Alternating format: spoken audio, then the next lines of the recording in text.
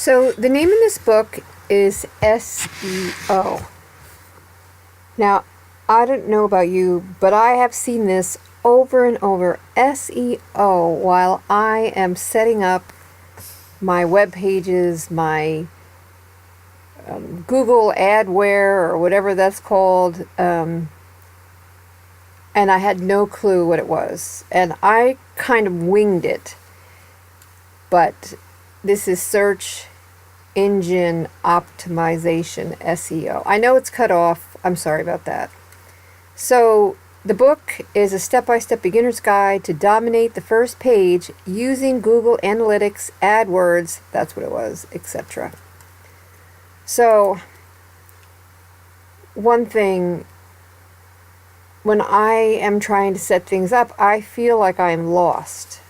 I mean, there's not a lot of really easy instructions. I know I've skipped things that are probably important, but I just probably did about 8 hours in this book. Took notes. Here's my little notes over here. Some of them. And when I was saying I've seen it before, I ignored it. I just ignored it. Why? I had no clue how important these 3 letters really were. So the SEO is the search engine optimization technique used by almost all online marketers to get high rankings in the search engines like Google and Bing. If you are not up there in a decent ranking, your website is not going to pop up on any search pages. At least not right away. You may down the road, you may just get lucky and months later you'll pop up, but you don't want it to happen months later. You want it to happen now. So let's just take a peek at the table of contents. Okay, so we have getting started with SEO. What is it? Various terms related to search engine optimization. And then white hat SEO, and then there's also a black hat. What is white hat SEO? White hat would be the proper way of setting things up, and black hat would be the shady way, and you could end up getting yourself banned, and you definitely don't want that. You don't want your website banned, because then you ain't coming up in the search engines for anything then. So let's see. Can you make a difference with just one type of marketing? I have not used any paid advertising yet for my stuff, but let's see. But he brings out, I mean, these are things that I never even thought of, because it's so new when you're first starting out, but it's so important.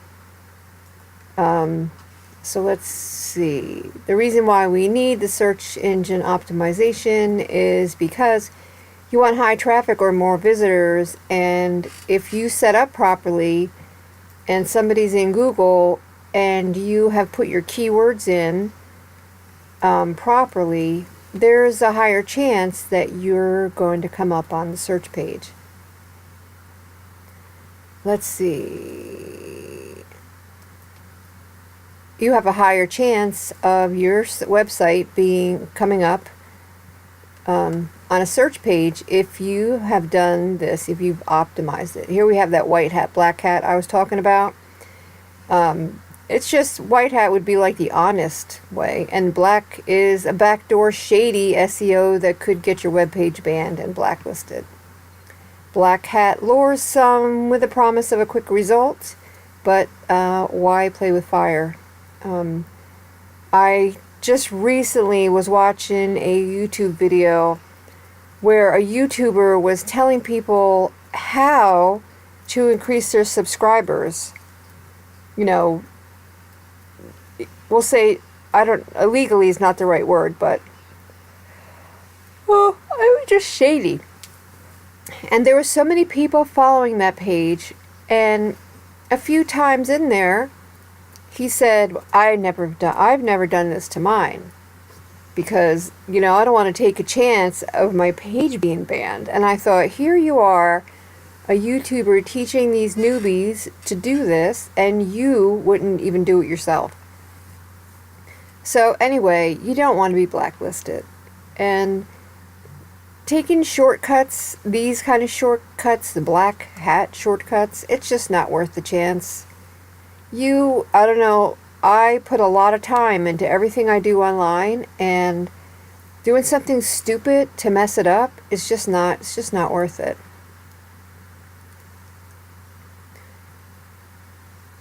Okay, so off-page SEO, when you're writing an article or a blog post using keywords that someone would type into the Bing bar looking for that topic. But if you overuse those keywords, then you're actually not going to have a higher rating. It's, you know, the computer's going to be like, oh boy, they really overused it, and then they're going to put you lower on the list. This author says to only do 0.5% through 2%. To be on the safe side, so you're not penalized by the Google computer and set back into the archives of never getting on the search page. So he's pretty much, he goes into depth about how you need to be smart in using keywords. Make sure you use the keyword in your title, in your subheadings, the first paragraph, and then the last paragraph, and also the URL. So that right there, that's hitting your 0.5% to 2% right there. And here's something, I have seen meta description. I didn't know what it was. It's another thing I skipped because I'm like, I don't know. I even looked it up and I really didn't understand it. But now because of this book, I understand what a meta description is. The meta description is like a short summary of the article or the post that you just wrote. So let's say you wrote, he has a weight loss as the example. Let's say you wrote an article on weight loss. So in your short summary, and somebody just searched it, and there you are, there's Diane's weight loss story. If you don't write a meta description, that's all it's going to say, Diane's weight loss story, if you're lucky enough to come up without a meta description. But with a meta description, it would go into a short summary of, hey, Diane went on a new eating plan, a new lifestyle of eating in 2013, and this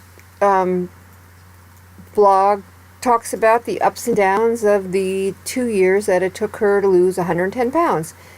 That kind of thing. So it's a short description. It may have a little bit more description than that, but in other words, it's just a description, a short summary of your article, because every time you go and you do a search, up pops the descriptions, and reading those descriptions, what it says, that's what makes you pick that URL. So you want to make sure you put some thought and some time into your meta description. And so now I know what a meta description is, and I honestly didn't know before. Another thing he talks about is keeping your post, your blog, short, like 300 words, maybe a little higher, but definitely like 700. Try not to hit the 1,000. He says that Google will give a higher rank to somebody with a 400-word article over a 1,200-word article. And not only that, most people, we don't have a lot of time anymore, so you just need to get to the point in your blogs, in your posts, because people lose interest quickly. They get bored, they have lives, they need to hurry up and read, and a lot of times you're just a quick distraction. If you're too winded with your articles, then people are going to be just leaving. They're going to be like, yep, that was, I'll just skim through this real quick because it's so long. Sometimes I have a tendency of going overboard when I'm doing reviews because I copy the company's information page, and I usually put that underneath the video because it contains any information about the product. sometimes those are really long, and I've got to learn to cut them back because I've noticed some of them are like way too long. But I really appreciate this little ebook because I honestly didn't understand a lot of this.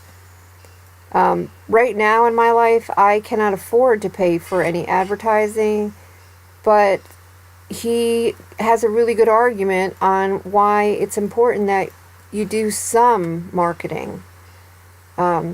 He's like here, you can make a difference with just one type of marketing. He's saying, can you? And he's saying, yes, you can. We can head over there real quick if you want. Let's see, what page is that? Does it tell me? No. This may take a little bit. Yeah, I took a lot of time going through this because this is something I need to learn.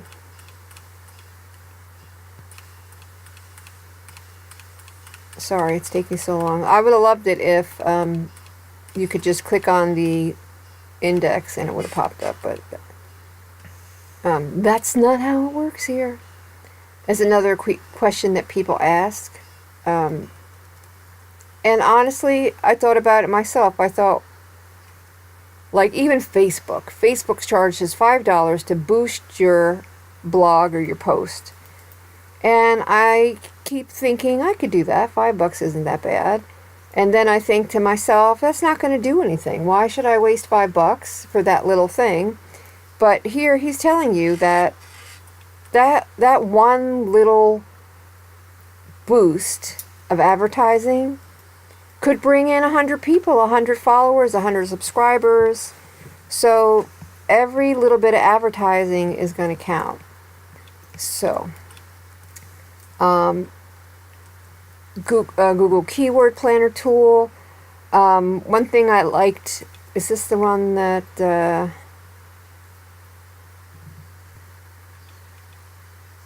let's see. He was telling how with this tool you can even kind of check in on your competition. Here we go.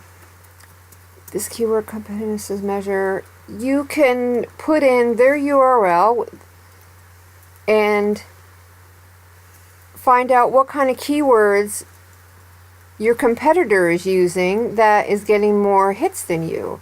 So you can put in their URL, it'll do a search, and it'll give you that information. So this book has a lot of really good information, and I appreciate it. I appreciate all of the information that I needed, all in one little book. I hope that this person makes some more, because on things like how to set up your Google Analytics. I have set up my Google Analytics, but I really think I need to get in there and slow down and fix it, because I think it's wrong. When I look at my analytics, the stats are different than what I can actually see from other sites that are telling me some of my stats, my statistics. And so they're not over there in Google Analytics, which tells me I'm not set up properly. So I just have to put everything else aside and get over to my Google Analytics and delete everything and start over fresh and do it right. I was in a hurry. It was late at night. It was probably 3 o'clock in the morning. For some reason, it opened up and I was like, hey, what's this? Google Analytics? So I am hoping that this person here actually does a book on that too, because I don't got a clue. There's so much to do. There is just so much, and that is a problem. I'm trying to see what the name of this author is. Let me get over here to see if there is an author. Okay, I don't know how to say his name. Abhishek Kumar. So we'll say Mr. Kumar. Anyway, hopefully he will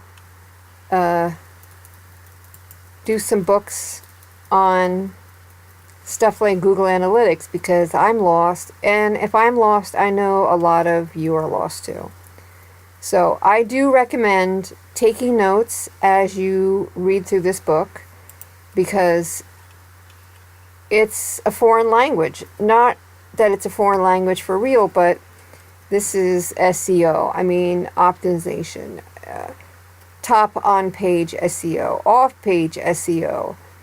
Like, there's just so much that is foreign to somebody just starting out, that taking notes, I think, is really important. And when you take notes, it sticks in your head better.